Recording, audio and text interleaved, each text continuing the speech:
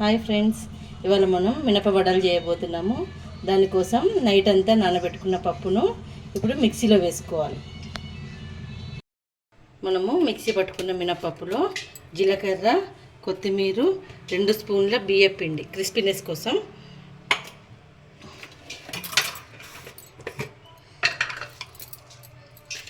ఒక స్పూన్ ఉప్పు వేసి బాగా మిక్స్ చేసుకోవాలి. పిండి అంతా గ్యారెలు వేసుకునే ముందు, వడలు వేసుకునే ముందు బాగా మిక్స్ చేసుకోవాలి, కలుపుకోవాలి. ఇలా కలుపుతూ ఉండటం వల్ల పిండిలో ఎయిర్ బబుల్స్ ఫామ్ అయ్యి మనకు వడలు వేసినప్పుడు మంచి గుల్లగా వస్తుంది, మెత్తగా వస్తుంది. వడలు వేసుకున్నాను.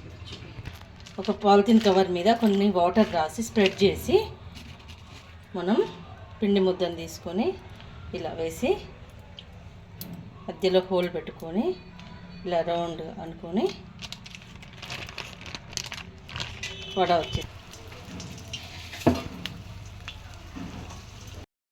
మన వేడి వేడి గారెలు రెడీ అయినాయండి. వడలు మీరు కూడా ఇలా చేసుకొని, మన వేడి వేడి వడలు రెడీ అయినాయండి.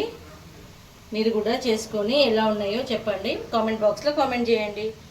నా వంటలు నచ్చితే నా ఛానల్కి సబ్స్క్రైబ్ చేయండి. Like, share and subscribe my channel.